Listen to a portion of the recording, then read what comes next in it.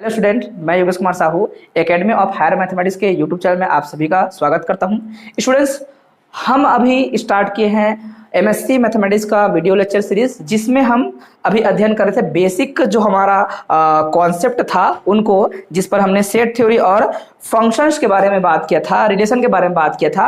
अब कोई भी अगर बुक अभी परचेस करेंगे तो भी शुरुआत करेंगे तो उसमें जो है शुरू में यही लिखा रहेगा फंक्शन रिलेशन, और हमने एकदम छोटी छोटी बातों को बस समझा है और ना उसके अंदर गए हैं। हम परिभाषाओं को लेकर वो जो ओवरऑल ऊपरी तौर पर मुख्य जो बातें हैं उन्हीं को बस हम याद रखे हैं। जैसे आगे जरूरत होगा उसके अनुसार से हम पढ़ते रहेंगे, आगे बढ़ते रहेंगे। हमारा जो एमएससी मैथमेटिक्स का जो हमारा सब्जेक्ट नंबर 5वां है डिस्क्रीट मैथमेटिक्स, उसका जो सिलेबस है बच्चों यहां से शुरुआत होता है। और सिलेबस क्या है? पहला जो यूनिट है वो है लॉजिकल स्टेटमेंट्स। क्या है? लॉजिकल स्टेटमेंट, या फिर बोलेंगे स्टेटमेंट, प्रीपोजिशंस, ये सारे इसके नाम हैं। ठीक है, तो इसके बाद इसी पे आएगा आपका ग्रुप थ्योरी का एक दो आपका छोटे छोटे चैप्टर आएंगे, है ना, जिसमें ग्रुप सेमी ग्रुप पढ़ेंगे। और आपका दूसरा यूनिट होगा उसमें भी आपका ग्रुप सेमी ग्रुप मोनोइड्स को पढ़ेंगे। तो ये जो है कम से कम 4 दिन में ही कंप्लीट हो जाएगा 2 यूनिट, है ना, बहुत कम समय लेगा ये। ठीक है, लेकिन क्वेश्चन आप ज्यादा से ज्यादा अटेम्प्ट कर सकते हो। तो विद्यार्थियों को जो है सिलेबस नजर आएगा स्क्रीन पे, आप सभी को जो है सिलेबस जो है भेजा जाएगा, आप सभी देखना उसको। और हर आपके कॉपी पर पहला पेज पर सिलेबस लिखना होगा आपको, या फिर आपने कॉन्सेप्ट लिखना चालू कर दिया है कोई दिक्कत नहीं, एक पेज फाड़ के सामने में सिलेबस के रूप में लिख सकते हो, या फिर कहीं कॉन्सेप्ट के बाद जो है यहां लिखने से पहले, जो ये टॉपिक स्टार्ट करने से पहले आप क्या लिखिएगा, सिलेबस लिखिएगा। यूनिट नंबर फर्स्ट में क्या क्या टॉपिक्स हैं, यूनिट नंबर 2 में क्या क्या टॉपिक्स हैं, ये सब टॉपिक को लिख दीजिएगा और यूनिट वाइज लिख दीजिएगा। इससे क्या होगा, आपको खोजने में पढ़ने में समस्या नहीं आएगी। ठीक है, तो चलिए हमारा जो ये यूनिट नंबर फर्स्ट है जिस पर हमने लिखा है लॉजिकल स्टेटमेंट, और मेरे ख्याल से आपने इसको 2 बार जो है पढ़ा है। कब कब पढ़ा है? एक तो बीएससी फाइनल में पढ़ा है एक बार, और उसके पहले जो है स्टूडेंट्स 11वीं 12वीं में पढ़ा है एक बार। 11वीं 12वीं में भी आप लोगों ने जो आपका जो स्टेटमेंट है, स्टेटमेंट के बारे में पढ़ा है, सुना है। ठीक है, स्टेटमेंट बोलेंगे या फिर प्रोपोजिशन बोलेंगे। स्टूडेंट्स, एक लाइन में कोई परिभाषा पूछे तो क्या कहेंगे? दुनिया में कोई भी बोला गया डिक्लेरेटिव सेंटेंस जो होंगी उन सभी को क्या कहा जाएगा? उसको कहा जाएगा स्टेटमेंट या फिर प्रोपोजिशन, जो कि या तो सत्य होगा या फिर असत्य होगा। तो बच्चों, ये तो हमने परिभाषाएं लिखा है, वो तो अलग ही बात होगा।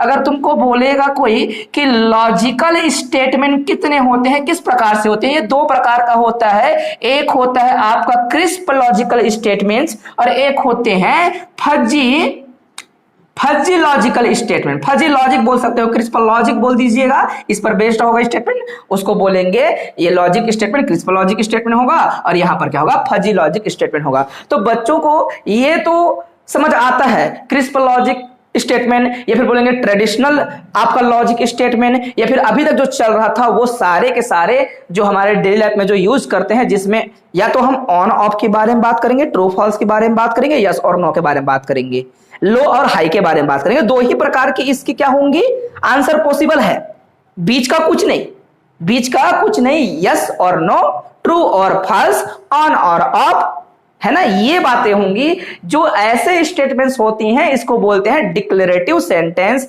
Statements, right. तो दुनिया के तमाम डिक्लेरेटिव स्टेटमेंट्स जो होंगी, सेंटेंस होंगी, उन सभी को कहा जाता है स्टूडेंट्स प्रोपोजिशन या फिर स्टेटमेंट। कहां पर? हमारे मैथमेटिक्स में, हमारे डिस्क्रीट मैथमेटिक्स में। अन्य जो विषय के बच्चे हैं उनके लिए शायद ऐसा जरूरी ना हो, स्टेटमेंट का अलग अर्थ वो निकाल सकता है, परंतु जो हम अभी हमारा जो यूनिट चल रहा है इसकी जो मांग है, इसके पीछे लॉजिक जो बनने वाली है, इसके बाद जो इसका बुलियन अलजेब्रा बनने वाली है, जो हमारे डेली लाइफ में जो इसको यूज करेंगे हमारे साइंस में, उसका जो उपयोग है, उस दृष्टिकोण से स्टेटमेंट केवल उन्हीं सेंटेंस को, उन्हीं चीजों को कहा जाएगा, या प्रोपोजिशन उन्हीं को कहा जाएगा जो कि या तो सही हो या फिर गलत हो, विच इज आइदर ट्रू और फॉल्स, बट नॉट बोथ, दोनों नहीं होगा। तो यहां पर क्या लिखे एक लाइन में बच्चों? अ स्टेटमेंट या फिर बोलेंगे proposition is a sentence, is a sentence which is either true or false. जो कि सही होगा या फिर गलत होगा, या तो सही होगा या फिर गलत होगा, परंतु दोनों नहीं होगा। दोनों कैसे होगा भाई? वही सही और वही गलत ऐसा संभव नहीं है। तो ये परिभाषाएं भी बुक में नजर आएंगी, आप ये भी लिख सकते हो, क्योंकि मैं जितना भी आपको लिखवाऊंगा बच्चों या फिर पढ़ाऊंगा, कुछ बातें बुक से होंगी क्योंकि बुक में भी बढ़िया लिखा रहता है, कुछ बातें अपनी होंगी, आप जो है अपने तरीके से भी लिखेंगे तो भी सही है, कोई दिक्कत नहीं, रट्टा मारने की जरूरत नहीं है। ठीक, आपको समझ आता है ना? आपकी अंग्रेजी थोड़ा ठीक ठाक है या फिर अपने आप ठीक ठाक हो जाएगी, टेंशन मत लेना। किसके लायक हो जाएगा? मैथमेटिक्स पढ़ने लायक, पढ़ाने लायक तो अंग्रेजी आ ही जाएगा आप लोग को। दूसरा तरीका देखिए परिभाषा और लिखने का, अ प्रोपोजिशन या फिर statement is a declarative sentence, is a declarative sentence which is true और false but not both, not both, जैसा भी ठीक लगे। अलग अलग जो है बुक पढ़ेंगे, शायद अलग अलग तरीके से बच्चों को समझाने का प्रयास किया गया है। लोगों का अपनी बोलने की तरीके होती है। मैं एक शिक्षक के तौर पर मैंने अपनी बात को बोल दिया, किसी अन्य शिक्षक ने उसी को पुस्तक पे उतार दिया, लेकिन वो था कौन? शिक्षक ही था, किसी अन्य शिक्षक ने अपने तरीके से उतार दिया। इसलिए कभी रोने गाने का नहीं, आप भी, आपके पास दिमाग है, चीजों को जानते हो, पहचानते हो, समझते हो, इसलिए अपने शब्दों का प्रयोग बिल्कुल कर सकते हो। एग्जाम्पल के लिए बच्चों हमने लिख दिया है, Raipur is capital of Chhattisgarh, है ना? सीजी लिखे हैं, मतलब समझ जाइएगा छत्तीसगढ़, क्योंकि यहां पर भाव का विशेष अर्थ है, ना तो स्पेलिंग का ना जो है फुल फॉर्म का, है ना? सीजी लिख दिया, मतलब सब जानते हैं छत्तीसगढ़। एनपीजी मतलब नागार्जुन पोस्ट ग्रेजुएशन कॉलेज, है ना? तो जो साइंस कॉलेज है ये आपका नागार्जुन साइंस कॉलेज कहां पर है? इज इन रायपुर, रायपुर पे है। क्या मैंने सही लिखा है? तो इसके बगल में क्या लिखा जाएगा? ट्रू है तो टी बोल दीजिए या फिर ट्रू ही लिखेंगे, ट्रू करके, है ना? आगे सिंबॉलिक जब रिप्रेजेंटेशन किया जाएगा, उसका जब हम लॉजिक टेबल बनाएंगे या फिर ट्रूथ टेबल बनाएंगे, तो ट्रू ना लिखकर टी बस लिखेंगे, तो समझ जाइएगा टी का अर्थ है ट्रू। तो जो है आप यहां पर ट्रू ट्रू लिख दीजिएगा, है ना? मैंने टी लिख दिया है, आप टी लिख दीजिए क्योंकि मेरे पास जगह नहीं है बच्चों।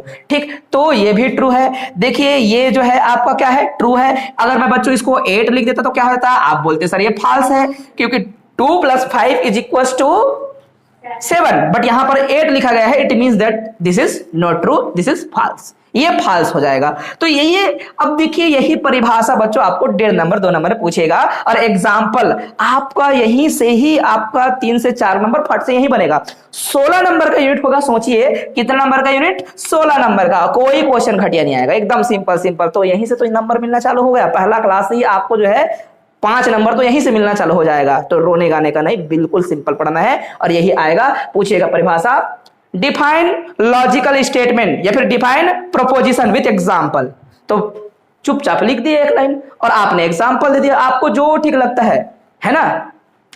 बात क्लियर है? ठीक, अब क्या करेंगे, एक और कुछ लिख दिया मैंने। देखिए यहां पर मैंने लिखा है, एक मैंने सेट बनाया है बच्चों, क्योंकि यहां पर करली ब्रैकेट लगाया मतलब सेट है, समझ जाइएगा।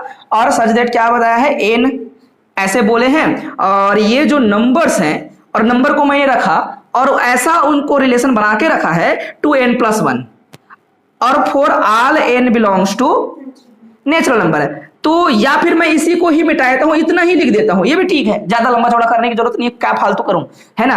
और सच दैट करके यहां पर बोलता सच दैट करके 2n+1 और n बिलोंग्स टू n। अब ये सेट बनाया है, is a set of even numbers. क्या ये सही है या गलत? बोलेंगे सर ये जो है फॉल्स है। सही बात है, कुछ जगहों पे इवन होगा, कुछ जगहों पे ऑड होगा। कैसे पता चलेगा? अच्छा, ये तो हर में ऑड होगा भैया, क्योंकि 2n+1 है, तो 2n ओनली होता तो इवन होता, राइट? ये 2n+1 है, मतलब जितना बार 2 का इंटू होता है तो इवन अपने आप बन जाता है। इवन के साथ जो है किसी ऑड नंबर को जोड़ने से 1 तो ऑड है तो हमेशा ऑड ही बनता है। बच्चों यहाँ 3 लिखा होता तो भी ऑड बनता, 5 लिखा था तो भी ऑड बनता, 7 लिखा था तो भी ऑड बनता, क्योंकि किसी इवन नंबर के साथ ऑड को जोड़ने से क्या बनते हैं? ऑड नंबर्स बनते हैं। तो यहां पर तो ये कभी भी इवन नंबर का सेट नहीं होगा बच्चों। यस और नो?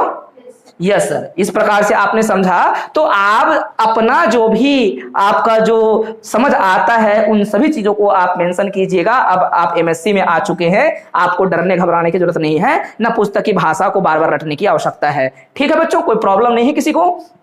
अब देखिए यहां पर मैंने एग्जाम्पल और लिखा है नॉन डिक्लेरेटिव सेंटेंस का। ठीक है, क्यों? क्योंकि एग्जाम में पूछा जाता है बच्चों कि कौन सा इसमें से लॉजिकल स्टेटमेंट होगा, कौन सा, या फिर स्टेटमेंट होगा या फिर प्रोपोजिशन होगा, लॉजिकल शब्द प्रयोग ही ना करे, सपोज बोल दिया, इतना लिख दिया कि कौन सा इसमें से स्टेटमेंट है, क्योंकि पढ़ ही रहे हैं हम लोग डिस्क्रीट मैथमेटिक्स, मतलब वो पूरा शब्द नहीं लिखे तो भी समझ आएगा कि ये स्टेटमेंट पूछ रहा है, मतलब हम जो है लॉजिक पढ़ रहे हैं उसके अंदर से पूछ रहा है ये बातें, तो कौन सा है कौन सा नहीं है, या फिर कौन सा लॉजिकल स्टेटमेंट नहीं है बोलेगा, तो जितने भी दुनिया के नॉन डिक्लेरेटिव सेंटेंस होंगे वो सारे के सारे क्या होंगे, आपका स्टेटमेंट नहीं होगा। जैसे कि व्हाट इज योर नेम, या इसको देखिए, ये इसमें ट्रू फॉल्स वाली कोई बात ही नहीं है। व्हाट इज योर नेम ये डिक्लेरेटिव नहीं है भैया, नॉन डिक्लेरेटिव है, डिक्लेयर करना पॉसिबल नहीं है, क्योंकि ये अपने आप में भले प्रश्न क्वेश्चन मार्क है, अब इस क्वेश्चन मार्क अपने आप में देखे तो खतरनाक है। जैसे कि एक और लिख दिया है हमने, वेयर आर यू गोइंग, आप कहां जा रहे हो, तो ये कहां जा रहे हो अब किससे पूछ रहे हो उस पर डिपेंड करने वाला है, यस और नो को बात ही नहीं हो रहा है, तो यस और नो, तो कोई भी स्टेटमेंट को, कोई भी सेंटेंस को स्टेटमेंट नहीं कहा जा सकता, उसे ही कहा जाएगा जो कि डिक्लेरेटिव के होने के साथ साथ क्या होना चाहिए, या तो ट्रू होगा या फिर फॉल्स होगा, वही चीजें क्या कहलाती है बच्चों, वही चीजें कहलाती हैं स्टेटमेंट या फिर प्रोपोजिशंस। तो आप एग्जांपल में कुछ भी लिख दीजिएगा, आपके पास बहुत सारी चीजें होंगी, बुक में आपको बहुत सारा पढ़ने को मिलेगा, अलग अलग प्रकार के बुक अगर इस्तेमाल करते हैं तो भी अलग अलग चीजें पढ़ने को मिलेगा, अलग अलग शिक्षक से सामना होगा तो वो भी आपको अलग अलग तरीके से समझाएंगे, लेकिन ज्ञान महत्वपूर्ण होता है। एग्जाम्पल अपने तरीके से चीजें देते रहते हैं, मैंने कुछ अपने शिक्षक से सीखा, मैंने आपको सिखाया, आप और अपने में क्या करेंगे, संशोधन करेंगे, कुछ और उसमें समाहित करेंगे और उसको अपने विद्यार्थियों को समझाएंगे। इस प्रकार से आप देख भी रहे होंगे कि हमारा जो अभी हायर एजुकेशन में या फिर आगे की जो पढ़ाई है, बच्चे थोड़ा समझदार होते जा रहे हैं, बहुत सारी चीज जानते हैं। पहले इतने लोग जो है ना थोड़ा सा, क्योंकि रिसोर्सेज की कमी थी, अब तो यूट्यूब है, बहुत सारी चीजें हैं, है ना, और हर कोई अभी सीख सकता है, इस कारण से जो है अब लोग थोड़ा सा समझदार होना चालू कर चुके हैं, लेकिन कंपटीशन थोड़ा ज्यादा है नौकरी को लेकर, ज्ञान को लेकर कंपटीशन नहीं है बच्चों, ज्ञान जो है अभी आसान है प्राप्त करना। ठीक है, अब देखिएगा, अब पूछ सकता है या ऑब्जेक्टिव में ही पूछ सकता है। अब ऑब्जेक्टिव की ओर विशेष ध्यान रखें, ऑब्जेक्टिव और आपका क्या है 1.5 नंबर का क्वेश्चन, हमेशा इन्हीं से ही ऑब्जेक्टिव, इन्हीं से ही ये सब चीज मिलेगा। अब टाइप ऑफ स्टेटमेंट्स या फिर प्रोपोजिशन तो 2 प्रकार का होता है, एक होगा आपका सिंपल सेंटेंस, सेंटेंस ना बोलकर उसको स्टेटमेंट बोलो, सिंपल स्टेटमेंट, क्योंकि हम सेंटेंस नहीं पढ़ रहे हैं, हम स्टेटमेंट्स पढ़ रहे हैं जो कि अपने आप में सेंटेंस होता है।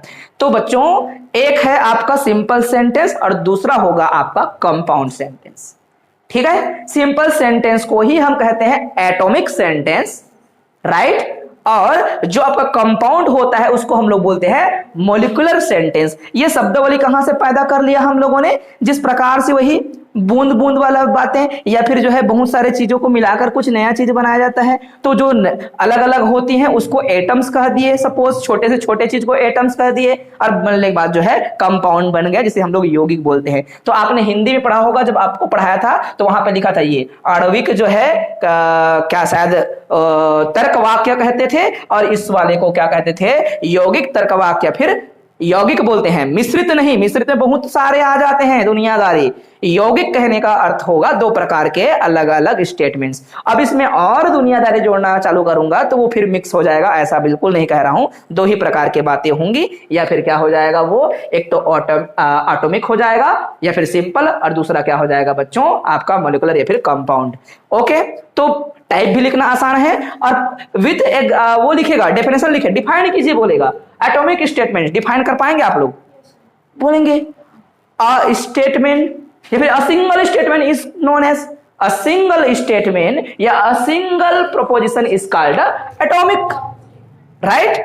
अगर अ सिंगल से अधिक हुआ तब बनेगा कंपाउंड, और कंपाउंड स्टेटमेंट बनता कैसे बच्चों, बाय इंट्रोड्यूसिंग लॉजिकल कनेक्टिव्स। जब लॉजिकल कनेक्टिव्स आ जाते हैं 2 आपके एटॉमिक आपके स्टेटमेंट पर, या 2 सिंपल स्टेटमेंट को किसी लॉजिकल कनेक्टिव्स मतलब कनेक्ट करने वाले चीजें जब आ जाएंगी तब कहलाएगा क्या वो कंपाउंड। अच्छा, परिभाषाएं भी कंपाउंड का लिखा जा सकता है, कोई दिक्कत नहीं। अभी आप ऐसे बोल सकते हो कि यदि हमारे पास 2 या 2 से अधिक हमारे पास कंपाउंड स्टेटमेंट्स हो with logical connectives, then statement is, then sentence नहीं बोलना चाहिए बार बार, statement is called compound statements. तो परिभाषाएं पुस्तक में बहुत ही सरल शब्दों में लिखी है, तो मैं बार बार उसको परिभाषाओं लिखकर आपको जो है परेशान नहीं करूंगा, ना समय को जो है मैं फालतू जाया करूंगा, मैं जो है टॉपिक पर फोकस करूंगा, परिभाषाएं अपने अनुसार सीखना, और बार बार जो है आप लोग को मेरे नोट्स मिलता रहेगा। तो जिन बच्चों को नोट्स चाहिए होगा वो नोट्स लेकर चलेंगे, है ना, उसको कॉपी में लिखते चले जाएंगे, या फिर जिनको समझ आ गया वो अपने बुक या फिर अपने आसपास इंटरनेट का इस्तेमाल करते हुए, या फिर मैंने जितने भी नोट्स अभी आपको भेजना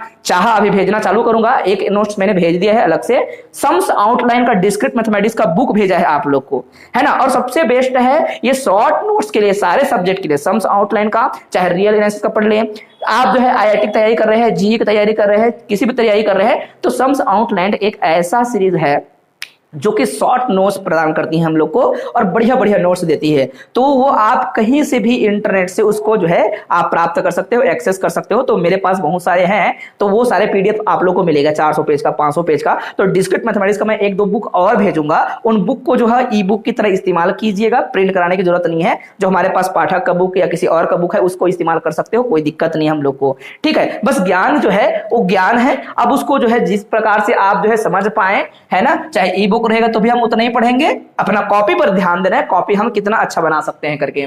तो यहां पर देखिए ये आपका मॉलिक्यूलर या फिर कंपाउंड स्टेटमेंट का परिभाषा हमने लिखा है ना, क्या लिखा है, Raipur is capital of Chhattisgarh.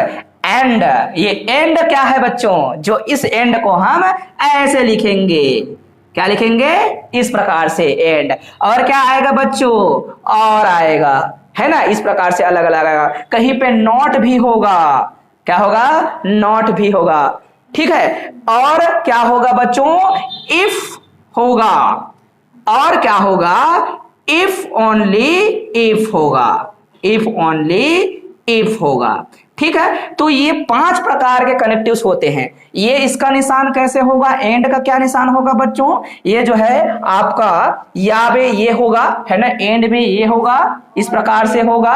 इसमें जो है नॉट में ऐसा होगा या फिर ऐसा होगा या फिर ऐसे होगा, और इसमें इफ में क्या होगा, इंप्लाइज होगा, और इसमें क्या होगा, इस प्रकार से डबल इंप्लाइज। इसको कंडीशनल बोलते हैं, इसको बाई कंडीशनल बोलते हैं, याद रखिएगा, ठीक है। कोई समस्या तो नहीं है इस चीज को लेकर, है ना। अगर कहीं पे हल्का फुल्का अगर कहीं मिस्टेक हो जाएगा तो उसको लेकर जो है मेरे को ट्रोल नहीं करना है आप लोग को। पढ़ाते पढ़ाते जो है इधर उधर हल्की फुल्की शब्द जो है गलत हो जाए या फिर सिंबॉलिक रिप्रेजेंटेशन मेरा गलत हो जाए तो उसको लेकर सोचते नहीं रहना है ना। ह्यूमन नेचर है, गलती करना हो जाता है, लेकिन बताइएगा जरूर कि आपने ये गलती कर दिया सर करके। लॉजिकल कनेक्टिव्स क्या होते हैं, लॉजिकल कनेक्टिव्स आप बोलेंगे कि भाई for formation of compound statements हम क्या करते हैं, we introducing some connectives, this connectives are known as logical connectives, है ना। कनेक्टिव्स किसके लिए, कंपाउंड्स स्टेटमेंट्स फॉर्म करने के लिए जिनका उपयोग करते हैं उसको कहते हैं logical connectives. There are 5 type of logical connectives. First is disjunction, है या, ठीक है, डिसजंक्शन बोलिए, अब मैं कभी कभी प्रोनाउंसिएशन थोड़ा सा अलग कर लेता हूं, ठीक है। तो ये आपका डिसजंक्शन या फिर डिसजंक्शन बोल देता हूं मैं, जो भी है आपके लिए सही है। यदि हमारे पास पी और की 2 स्टेटमेंट है तो 2 स्टेटमेंट का जो डिसजंक्शन होगा या फिर डिसजंक्शन होगा, है ना, वो किस प्रकार से होगा, इसका ये नया एक स्टेटमेंट होगा। 2 स्टेटमेंट को बनाएंगे तो नया स्टेटमेंट बनेगा, और इसको कैसा डिनोट किया जाएगा, पी, और हम इसको क्या बोला करते थे, याद है बच्चों, जॉइन, राइट। इसको क्या बोला करते थे, मीट, ओके। तो इन शब्दों का भी इस्तेमाल कर सकते हो, शब्द इस्तेमाल नहीं करेंगे तो भी ये बता रहा है, ये क्या है आपका पी डिसजंक्शन क्यू, राइट। तो P disjunction Q is a new statement. अब हर स्टेटमेंट की अपनी ट्रू होनी चाहिए, ट्रू फॉल्स होनी चाहिए। अब समझ नहीं आया, अब बच्चों को ये दिक्कत रहता है कि गुरुजी ये बनाया ठीक है, वो टेबल क्यों बनाते हैं, टेबल इसलिए बनाते हैं क्योंकि अब ये दिक्कत पैदा करेगा, क्योंकि जब 2 लोगों को मेल करके एक नया कुछ बनाया जा रहा है तो इनकी संभावना है कि एक सही बोलेगा एक गलत बोलेगा, उसी समय दोनों सही भी बोल सकते हैं, उसी समय दोनों गलत भी बोल सकते हैं, तो 4 संभावनाएं पैदा होती हैं। तो जब इनकी जो है, अब इनकी जो आंसर देने के तरीके हैं या फिर इस स्टेटमेंट के तरीके केवल एक जैसे एक बार डिपेंड नहीं करेगा, वो 4 तरीकों से वो डिपेंड करेगा, 4 तरीके से इनकी आंसर आ सकता है, इस बात को समझिएगा। तो हमने बोला कि भाई ये ट्रू कब होगा, बोलते हैं कि किसी स्टेटमेंट को ट्रू या फिर फॉल्स, ये जो भी है हम बोलेंगे दिस स्टेटमेंट इज फॉल्स बोला, या फिर ट्रू मैं नहीं बोलकर फॉल्स ही बोला हूं। क्यों? क्योंकि इसको लिखना आसान है, क्योंकि जब इसको लॉजिकल टेबल जब तैयार करूंगा, ट्रूथ टेबल तैयार करूंगा, ट्रूथ टेबल केवल एक ट्रू वैल्यूज पे बोलता है, 4 प्रकार से 5 प्रकार से बात करता है वो, है ना। 5 प्रकार नहीं बोलूंगा, 4 प्रकार से वो अपने आप को यहां पर प्रदर्शित करेगा। जैसे कि बोल दिया यहां पर मैंने लिखा है, ऐसा क्यों लिखा पुस्तक में, तो शायद कुछ अलग लिखा होगा, लेकिन मैं अपने टेबल को ध्यान में रखते हुए ये मेरे को लिखना आसान लगा। क्या बोलता? Statement is true if both P and Q और any of the P and Q, जो भी है कोई भी स्टेटमेंट अगर, या फिर बोलूंगा this statement is true if any statement P and Q R true, या फिर बोलूंगा एंड बोथ आर ट्रू, दोनों ट्रू होगा तो भी ट्रू, एक भी ट्रू हो तो भी ट्रू, तो ये फिर पूरा बोलने में समस्या जाएगी इसको। उससे अच्छा क्या बोल दिया, स्टेटमेंट एक स्थिति में गलत होगा जहां पर दोनों गलत होंगे, अदरवाइज ट्रू, ऐसा करके, है ना। ये बोथ आर फाल्सा। अब यहां पर क्या लिख दूंगा, अदरवाइज। अदरवाइज हमने बोल दिया कि स्टेटमेंट क्या हो जाएगा बच्चों, ट्रू हो जाएगा।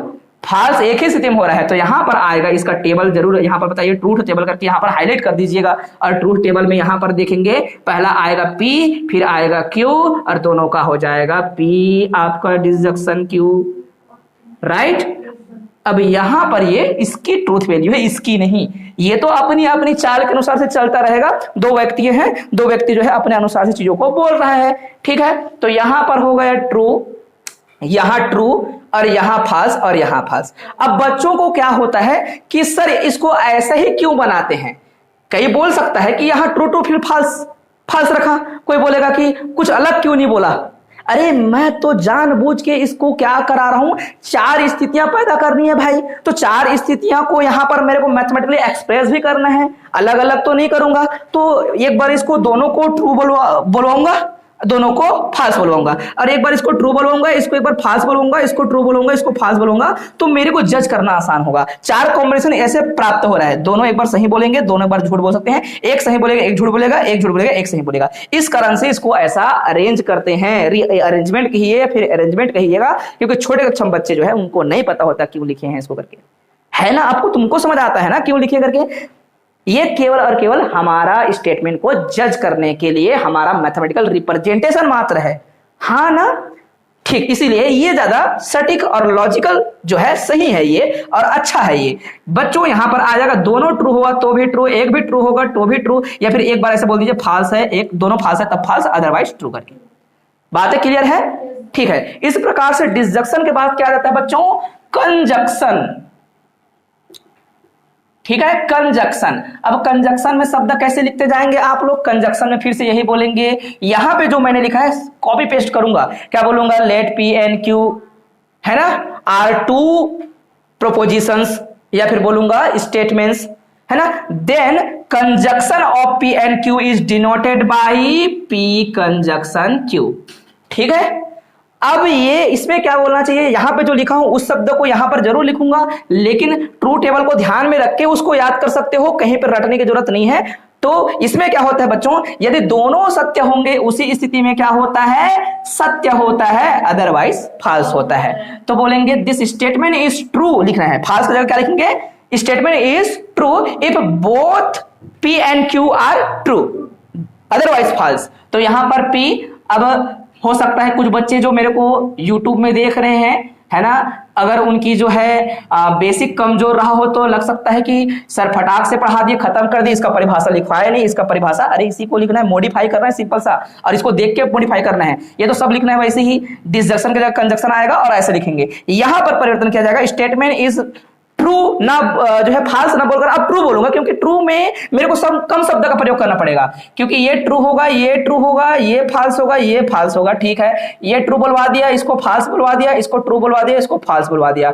अब आसानी से हमने कहा कि भाई इनके बीच में जो है ये, इसका अर्थ मैंने समझाया था, इसका अर्थ क्या है बच्चों, एंड करके याद रखना, एंड है ये, और ये क्या है बच्चों, और। अब एक भी सही बोलता है तो ये सही हो या फिर वो सही हो, हम कथन को सही बताने के लिए हमने एक शब्द बीच में डाल दिया या करके, है ना यार। मैं किसान हूं, या तो अच्छा बारिश हो या फिर मेरा नौकरी लग जाए, दोनों में मेरा फायदा है, ये कहना चाहते हैं। किसी और चीज को लेकर भी ऐसे ही जजमेंट दिया जाएगा, है ना। तो ये जजमेंट के तरीके हैं हमारे लॉजिकल स्टेटमेंट्स को। तो हमारे लिए और कहने से क्या होगा, हमारा को फायदा दोनों स्थिति में है। ये होगा तो भी, वो होगा तो भी, और दोनों हुआ तो भी। और एंड वाले में अब शर्त क्या हो गई, कोई एक होगा तो, और दोनों, ये है और वो है, दोनों की रिक्वायरमेंट है, तब जाके मेरे को संतुष्टि मिल पा रही है। से यस और नो, मेरे को जॉब भी चाहिए और मेरे को जो है उस जॉब में शांति भी चाहिए, ये मेरा लक्ष्य होगा। तो और महत्वपूर्ण शब्द हो गया, इसलिए मैं क्या बोलूंगा, दोनों होने पर ही मैं संतुष्ट हुआ, और दोनों में से कोई एक नहीं हुआ तो मैं असंतुष्ट रह गया। बच्चों बात क्लियर हुई कि नहीं? क्या मैं समझा पाया आप लोग को? एक कंजक्शन हो गया, डिसजंक्शन हो गया, क्या पर इसका जो है ये डेफिनेशन यहां पर उतारा जा सकता है। क्या लिखेंगे, statements P conjunction Q is true if both statement P and Q is true, otherwise false। ठीक, तो ये एग्जाम में भी अच्छे से परफॉर्म कर पाएंगे, और टेस्ट खूब तगड़ा, मन धन जितना लगाना है लगा के जो है यहाँ पर, धन तो नहीं लगेगा लेकिन मन लगा के जो है टेस्ट देंगे बच्चों। जो यहाँ टेस्ट में अच्छा नंबर लाएगा ना, यूनिवर्सिटी में उसका मेरिट लिस्ट में नाम जरूर होता है। इतना साल से हम पढ़ा रहे हैं, इन चीजों को हमने अच्छा से समझा है, बहुत अच्छा से नंबर आता है। देखो बहुत सारे बच्चे अलग अलग कॉलेज में पढ़ते हैं, है ना, उसके बावजूद महासमुंद में जो है नंबर अच्छा आता है। किस कारण से आता है, बच्चे मेहनत करते हैं। हालांकि कॉलेज में पढ़ाई हो या ना हो, लेकिन कम से कम जो है मेरे पास जो बच्चे हैं, मेरे छोटे भाई बहन है, वो लोग बहुत अच्छा पढ़ते हैं। अभी तक मैंने देखा है, आप सभी अच्छा नंबर लाएंगे, मेरे को पूरा यकीन है। ये हो गया डिसजंक्शन। मैंने एक चीज और बताया था, क्या बताया था, ये बगल बगल में लिख देना। इसका मतलब क्या बताया थे, इसका मतलब होता है और, सिंबॉलिक रिप्रेजेंटेशन साथ में लेकर चलिएगा। इसका मतलब क्या होता है बच्चों, इस सिंबल का मतलब लिख दीजिएगा, इसका मतलब होता है एंड। ओके, फिर आता है बच्चों, आप जो है यहाँ पे लिख सकते हो कंडीशनल बाई कंडीशनल, या फिर आप जो है उसको लिख सकते हो निगेशन को। क्या है हमारा, निगेशन। ठीक है, निगेशन कहते हैं इसको, नकारात्मकता का बोध कराता है। और इसमें जो है लिखा कैसा, रिप्रेजेंटेशन कैसा होता है, इस प्रकार से होगा, या फिर कैसे होगा, इसके ऊपर ऐसा छोटा सा लहरा के वो लिखेंगे, या फिर कहीं पे हो जाएगा ऐसा छोटा सा डेस्क के रूप में लिखा जाएगा, या फिर किसी और तरीके से पी के ऊपर में ऐसा ऊपर में कॉम्प्लीमेंट बोल देगा, पूरक। ये ना हो तो वो जो बचा हुआ है वही पूरक कहलाता है। ऐसे शब्दों का प्रयोग किया जा सकता है। सामान्यतः इन दो सिंबलों का प्रयोग ज्यादा करते हैं बच्चों। ठीक है, अब इसमें क्या है, फिर से बोलेंगे कि लेट पी इज एनी, लिख सकते हैं यहां पर let P is a preposition. क्या है ये, प्रोपोजिशन, प्रीपोजिशन नहीं प्रोपोजिशन, या फिर बोलूंगा स्टेटमेंट्स, है ना। Let P is proposition, then negation of P is denoted by, पहले प्रदर्शित किया जाता है उसको लिखा करें, डिनोटेड बाई क्या डिनोट करते हैं बच्चों इसको, इस प्रकार से जो हमने यहां पर बता रखा था, ऐसा छोटा सा पी करके, है ना, आगे में ऐसा बता देंगे और करके लिखेंगे। इस प्रकार से ये दो चीजों को ज्यादा उपयोग किया जाएगा, तो इस प्रकार से हो जाएगा। अब रही बात इसकी ट्रू की बात, ट्रूथ वैल्यूज, तो ये जो है ये परिभाषा में लिखने के बाद ना हमेशा पैराग्राफ चेंज करके, लाइन चेंज करके लिखेंगे। क्या बोलेंगे, द स्टेटमेंट, या फिर स्टेटमेंट जो है हाईलाइट करते हुए, ये आपका स्टेटमेंट खुद है, अपने आप में बोल रहा है, इज ट्रू, या फिर इज फॉल्स, जो भी बोलना चाहे, is true if P is false. अगर वो फॉल्स होगा तो ये ट्रू होगा, या फिर ये फॉल्स होगा कब, जब ये ट्रू होगा। बस, तो आप जो है फट से इसको बना सकते हो। कितना सिंपल है भाई बताइए। ये P हो गया बच्चों, और ये एक आदमी दो ही बात करता है। कोई बोलेगा चार बार क्यों नहीं बोला, अरे उसी सी बात को चार बार थोड़ी बोलेगा। ये व्यक्तियों के साथ में कॉम्बिनेशन चीजों को लेकर चल रहे हैं। यहाँ पर परमुटेशन कॉम्बिनेशन का लॉजिक थोड़ा सा बता सकते हो। दो लोग हैं, चार स्थिति में ये चीजों को बोल सकते हैं, और उनको बोलना है दो ही बात, या तो सही बोलेगा या फिर झूठ बोलेगा। तो इसका अगर मैं कॉम्बिनेशन बनाऊं, अगर आप लोगों ने पढ़ा होगा परमुटेशन एंड कॉम्बिनेशन, तो चार ही इसके उत्तर बन पाएंगे, दोनों का योग होगा।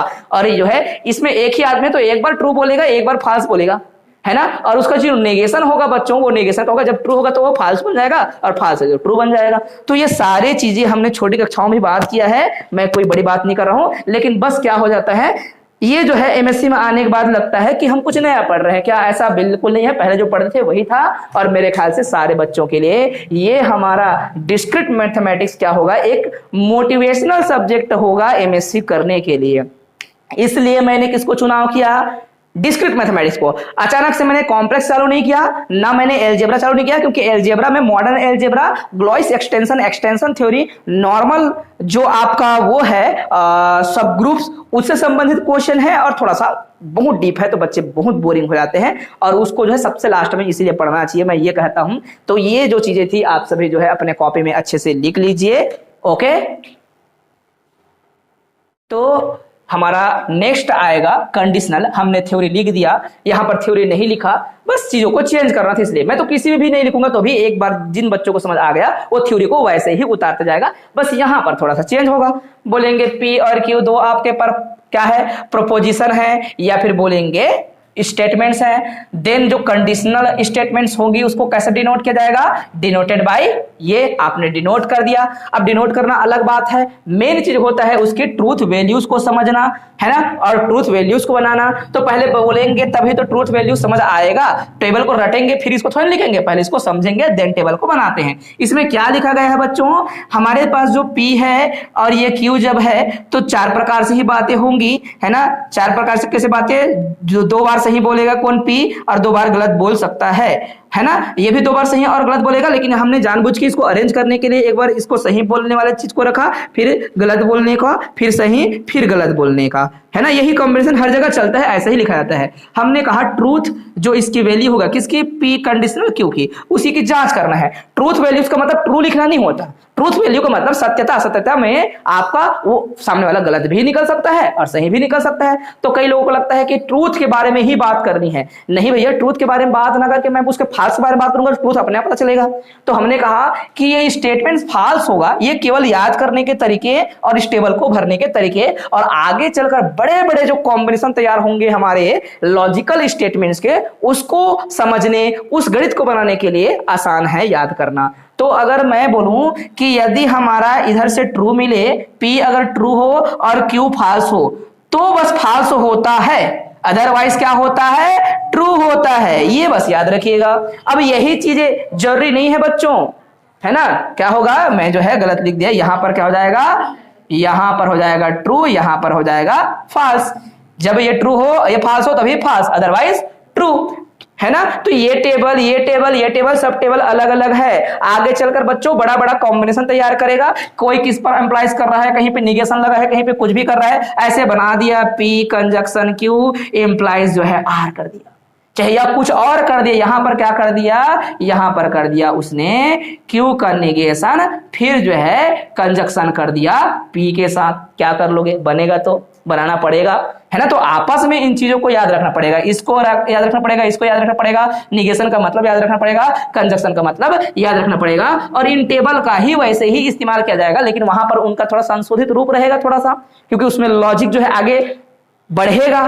तो उसको जैसे ही आगे बढ़ाएंगे तो अपने जो अभी सीखा है उसको क्या करेंगे, अमल में लाएंगे। बात क्लियर है। तो ये हो गया आपका किसका, कंडीशनल का। अगेन इसको याद कराते हैं, कंडीशनल में ट्रूथ वैल्यूज लिखने का तरीका क्या होगा, क्या है याद करने का तरीका, केवल कहीं पर भी कंडीशनल लिखा हो तो आप ट्रू को ना ढूंढे, फाल्स को ढूंढे, फिर अपने आप बाकी जगह ट्रू डाल देना। फाल्स में कैसे ढूंढना है, फाल्स में आएगा पहला वाला सही बोला लेकिन दूसरा वाला गलत बोल दिया, तब उसका पूरा प्रभाव आगे उसको बढ़ा के जाना है। देन जो है चीजें बढ़ाती है, तो देन ही गलत है, मतलब ओवरऑल रिजल्ट गलत जज किया जाएगा, मतलब फाल्स है, मतलब फाल्स ही होगा वो चीजें। अब इसमें क्या कर दिया, इसको क्यों ऐसा लिखा गया होगा कि ट्रू है, ये ट्रू है तो ट्रू, दोनों सही बोल रहे हैं, आगे सही बोलने वाला फिर उसको आगे बढ़ा दिया, सही बोलेगा। तो ओवरऑल जैसे एक जूरी बैठी है बेटा, अब उस जूरी को जो है दो दोषी लोगों के लिए क्या करना है, जजमेंट तैयार करनी है ना।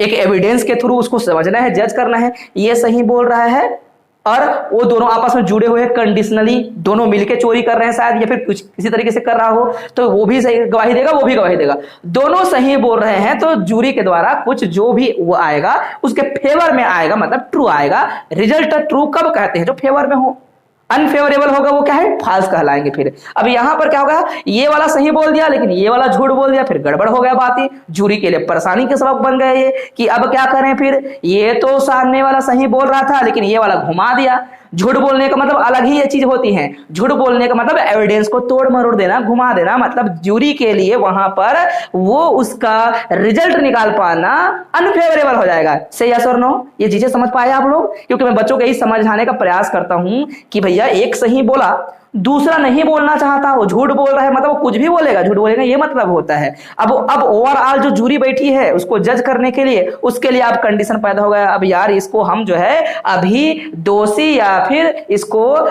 निर्दोष करार नहीं कर सकते, अभी और एविडेंस ढूंढा जाएगा और इसको तोड़ा मरोड़ा जाएगा, तब समझ आएगा। मैं ये समझाने का जरिया चूज किया है मैंने एक जूरी को, राइट। अब इसी प्रकार से दूसरा वाला भले कद को झूठ बोल ले, लेकिन वो कंडीशनली उस पर टिका हुआ है, शायद इस पर ज्यादा आपका एविडेंस टिक गया, उधर से आ गए, चल तुम्हारा काम हो गया, निकलो। अब तुम्हारा जितना भी जजमेंट था, वो था, स्टेटमेंट था, सब सुन ले, ठीक है। अब दूसरा वाला निर्भर करता है कि वो देन वाला बताएगा अंतिम चीज, और देन वाला अगर ट्रू कह दिया तो मतलब ट्रू आएगा। अब दोनों ही झूठ बोल रहे हैं, अब दोनों ही झूठ बोल रहे हैं, तो अभी क्या हो जाएगा, उस जूरी के लिए रिजल्ट देना और ट्रू हो जाएगा। कैसे? ये दोनों झूठा है ना, दोनों को चढ़ा दो फांसी में। अब फेवरेबल होगा क्योंकि दोनों गलत हैं, दोनों इंसान गलत है, तो जूरी जो है फट से जज करेगा ये दोनों गलत है, क्योंकि हमको कोई आंसर नहीं मिल पा रहा है इन लोगों से, ये ना कहीं जो है, और ये दोषी पाया जा रहा है तो वो दोषी है फिर, इसलिए जूरी का जो आंसर है या फिर उनका रिजल्ट है वो फेवरेबल हो गया। तो ये मेरा समझाने का तरीका है। कई लोग, क्योंकि भाई जो चीजें पढ़ रहे हैं वो कहां से है, हमारा दैनिक जीवन से है, क्योंकि ये स्टेटमेंट कहां से आया, हमारे दैनिक जीवन से आया। अब दैनिक जीवन से जोड़ना जरूरी है, क्योंकि अभी हमने जब एग्जाम्पल लिखा था तो Raipur is capital of Chhattisgarh and Chhattisgarh is in India, ये सब चीज बोल रहे हैं क्योंकि हमारे लाइफ का हिस्सा है, यही चल रहा है, इसलिए हमको एग्जाम्पल भी ऐसे ही बताना होगा बच्चों को। बात क्लियर है? फिर आता है बच्चों बाई कंडीशनल, दोनों एक दूसरे पर डिपेंड करेंगी। तो ये केवल इस पर डिपेंड कर रहा था, अब यहां पर दोनों एक दूसरे डिपेंड करेगा, थोड़ा सा फिर मॉडिफाई करना पड़ जाएगा हम लोग को। मिटा दूं आगे, इसको देखिएगा, समझिएगा, है ना। ये सारी चीजों को मिटा रहा हूं, आप सभी जो है कॉपी में नोट कर लिए होंगे, इसको नहीं किए होंगे तो जो है स्क्रीनशॉट मारना है या फिर फोटो खींचना है। बच्चे जो फोटो खींच रहे हैं यहाँ पर वो फोटो खींच लेंगे, ठीक। फिर आता है हमारा बाई कंडीशनल, और बाई कंडीशनल में क्या होता है बच्चों, यही पूरा लिखते हुए जाएंगे, है ना, ये पूरा लिखेंगे, और इसमें क्या होगा, यहां पर ट्रू टेबल को ही बता देता हूं, फिर कथनों को लिखना आसान होगा। ये ट्रू तब होगा बच्चों यदि दोनों ट्रू बोल रहे हो और दोनों सत्य जो है फाल्स बोल रहे हो। ये आपका पी है, ये क्यू है, ये किसका है बोल रहा हूं, लास्ट वाला हमारा क्या है, पांचवा बाई कंडीशनल, ठीक है, बाई कंडीशनल। ये ट्रू बोलेगा, ट्रू बोलेगा, फाल्स बोलेगा, फाल्स बोलेगा, ट्रू बोलेगा, फाल्स बोलेगा, ट्रू बोलेगा, फाल्स बोलेगा, ये हमारा कॉम्बिनेशन हो गया। ये पी सही बोल सकता है तो ये भी शायद उस पर टिक जाए, ये सही बोलेगा तो उस पर ये इसका प्रभाव पड़ेगा, दोनों का एक दूसरे पर इंपैक्ट पड़ने वाला है। दोनों सही तो जूरी के लिए आंसर देना सही, दोनों गलत तो भी सही है। अब एक भी झूठ बोला फिर लफड़ा चालू, यहां पर एक भी झूठ बोला तो लफड़ा चालू हुए बच्चों।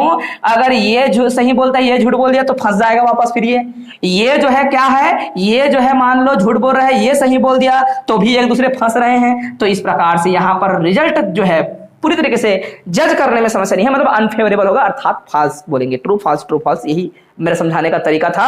हो सकता है कोई अलग टीचर इसको शायद जो है जज करके मेरे को बोला जाए कि इसमें और संशोधन कर सकते हैं करके, लेकिन मेरा लक्ष्य था समझाने का, और मेरा लक्ष्य जो है वो पूर्ति होते हुए नजर आना चाहिए था, है ना। अब उसको पूरी तरीके से वो सही या गलत या फिर दुनियादारी शब्दों से जोड़ के ना देखें, बस हमारा कॉन्सेप्ट था उसको लेकर हमको समझाना था हमारे बच्चों को। और जो है अभी तक मैंने जो सीखा, मैंने अपने शिक्षकों से वो आप सभी को मैंने सिखाया, आप सभी को ये समझ आया होगा। बातें क्लियर है बच्चों?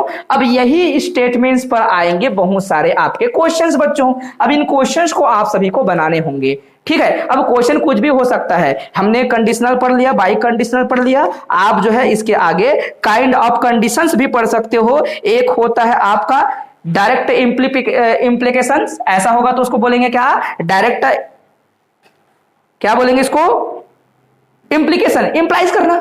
ये यहां से यहां इंप्लाइज कर रहा है, ये पी है, ये क्यू है, इसको बोलेंगे इम्प्लीकेशन या फिर डायरेक्ट इम्प्लीकेशन, एक ही मतलब है। इम्प्लीकेशन के टाइप को पूछ सकता है, शायद डेड नंबर पे कुछ भी पूछ सकता है, सही। फिर होता है स्टूडेंट्स, इसी का क्या हो जाएगा, कन्वर्स। कन्वर्स क्या हो जाएगा, ये इसको इंप्लाइज कर रहा था, इफ ये देन ये हो गया। आपने बहुत सारे प्रश्न गणित पढ़े होंगे, इफ ये देन वो।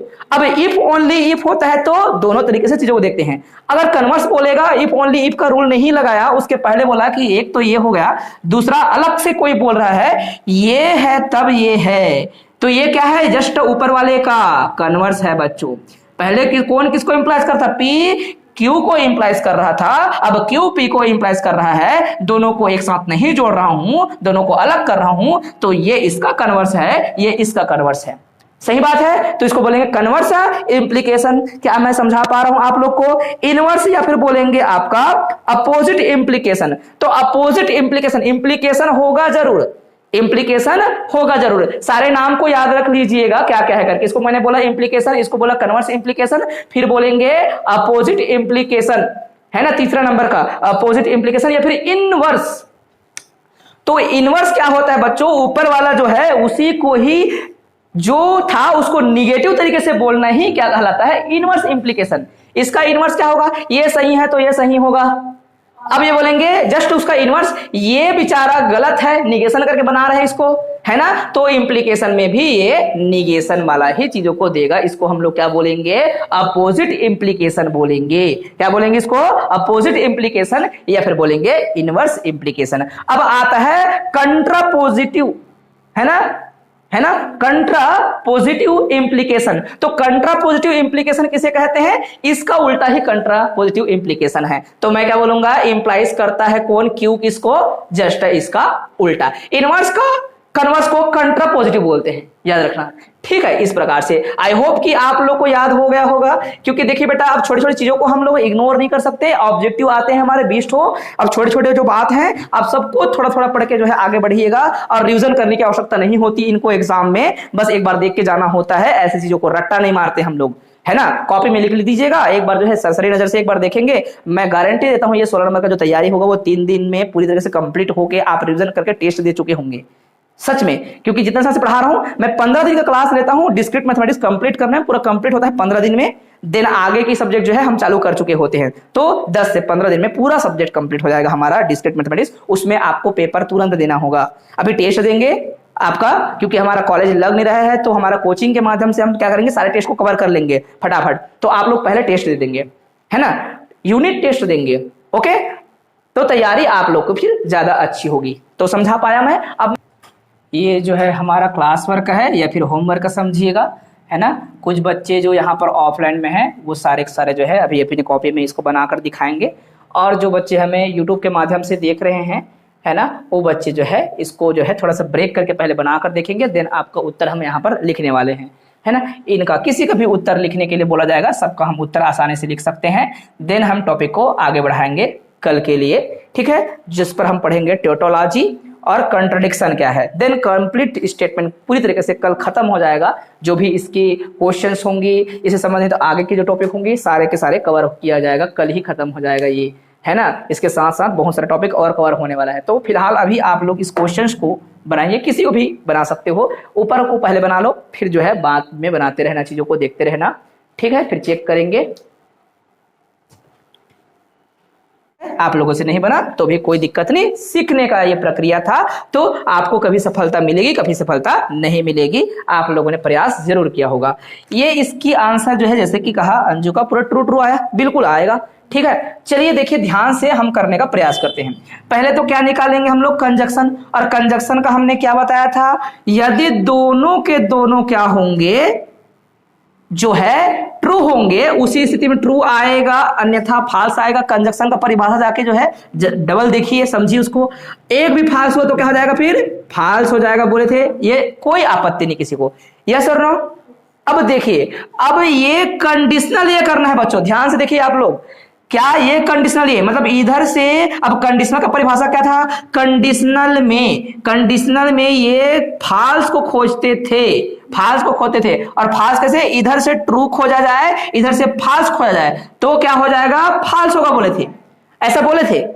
तो इधर कौन, इधर कहने का क्या मतलब है, ये तो कंडीशनल में ये पहले आएगा, इधर से आपको क्योंकि और ध्यान देखना होगा, इधर से चेक करना पड़ेगा, उल्टा चेक करना पड़ेगा, राइट, ऐसे देखना पड़ेगा ना। तो इधर से क्या खोजिएगा, सबसे पहले ट्रू, ऐसा बोले हैं, तो ट्रू किधर से खोजना है, जिधर ये सामने लिखा है इसका ट्रू खोजना है, इसका फाल्स खोजना है, इसका ट्रू खोजना है, इसका फाल्स खोजना है, तब जाके फाल्स आता है। तो इस वाले का ट्रू कौन है, बोलेंगे एक ही ट्रू है। अब उसको जाके अगले जहां इंप्लाइज हो रहा है वहां पर फाल्स देखना है, तो फाल्स तो है ही नहीं भाई साहब, यहाँ पर ट्रू है, तो आपको क्या करना पड़ेगा, ट्रू। अगर ये फाल्स होता बेटा तो क्या लिखा जाता, फाल्स। अदरवाइज वाले में क्या आएगा, यहाँ तो ट्रू है ही नहीं, तो फाल्स खोजने की जरूरत नहीं है, ये हो जाएगा ट्रू ट्रू ट्रू। बात क्लियर है स्टूडेंट्स? इसको कहा जाता है ट्यूटोलॉजी। क्या कहते हैं? वे स्टेटमेंट्स, वो कंपाउंड स्टेटमेंट्स जिनके उत्तर क्या हो जाए, अंत का पूरी तरीके से ट्रू हो जाए, वो जो स्टेटमेंट्स होती हैं उन स्टेटमेंट्स को कहा जाता है ट्यूटोलॉजी, या फिर बोलते हैं लॉजिकल वैलिड स्टेटमेंट। क्या बोलेंगे हम लोग? Valid statement, universal truth statement. वे स्टेटमेंट जो पूरी तरीके से अंत में सत्यता दिखाती हो, उन स्टेटमेंट को कहते हैं ट्यूटोलॉजी। ठीक है, इस प्रकार से आप देख सकते हो ट्यूटोलॉजी। ठीक है, टोटोलॉजी बोलते हैं हम लोग। ठीक है, अब अगर ये पूरा फाल्स होता तो इसको बोला जाता है कंट्राडिक्शन। तो इसका परिभाषा हम कल एक बार लिख देंगे, टोटोलॉजी का परिभाषा कैसा लिखा जाए, है ना, कंट्राडिक्शन का कैसा लिखा जाए, और कल हम टोटोलॉजी, कंट्राडिक्शन और लॉजिकल वैलिड स्टेटमेंट्स और आर्गुमेंट्स क्या होती हैं, है ना, तो उस पर हम बात करेंगे क्या होती है आपकी आर्गुमेंट, और उस पर हमारा चर्चा चलता रहेगा। ठीक है, प्रेडिकेंट एंड लॉजिक ये भी चलेगा। फिर हम पढ़ेंगे यहां पर बच्चों आपका क्वांटिफायर्स। क्या आप लोगों ने सुना है क्वांटिफायर? क्या क्वांटिफायर सुना है आप लोगों ने? जरूर सुना होगा। ये जो हम सिंबॉलिकल रिप्रेजेंट करते हैं कुछ कुछ, ये इसको बोलते हैं यूनिवर्सल क्वांटिफायर आल, और इसको हम बोलते हैं एक्जिस्टियल क्वांटिफायर। दो प्रकार के हमारे गणित में सिंबॉलिक रिप्रेजेंटेशन में या फिर शब्दों में स्टेटमेंट के थ्रू जब बोला जाएगा तो क्वांटिफायर जो है शब्दों को क्वांटिफाई करता है। जैसे कि सारे के सारे नेचुरल नंबर क्या होते हैं, रियल नंबर, क्वांटिफाई कर दिया, उसको बता दिया। ठीक है, कुछ नेचुरल नंबर इवन नंबर होते हैं, क्वांटिफाई कर रहा है, तो देयर एग्जिस्ट बोलेंगे, there exist some number. There exist मतलब क्या होता है, कुछ, एक दो, एक से अधिक, कुछ भी होगा, उसको हम बोलते हैं देयर एग्जिस्ट। इसको बोलते हैं एक्जिस्टियल क्वांटिफायर, इसको बोलते हैं यूनिवर्सल क्वांटिफायर। तो अगले क्लास में हम इन्हीं चीजों को फिर से पढ़ेंगे। आज का जो क्लास था बच्चों, उसमें हमारा मुख्य जो टॉपिक था वो क्या था, स्टेटमेंट को समझना, स्टेटमेंट का टाइप को समझना with example, and compound statement बनाने के लिए लॉजिकल कनेक्टिव्स का प्रयोग कैसे करते हैं उसको समझना। आई होप कि आप सभी ने समझ लिया होगा। इस क्वेश्चन को आप सभी बनाएंगे, इसको दोनों को बनाएंगे। ये आपका ट्यूटोलॉजी है, ये नहीं है, मैं पहले से बता रहा हूं। तो आप जो है इन सभी जो है क्वेश्चंस को बनाते रहेंगे, जितना हो सके उतना क्वेश्चन बनाइएगा। ठीक है, तो प्यारे बच्चों, मैं इतना कहकर अपने वाणी को विराम देता हूं। जय हिंद, वंदे मातरम।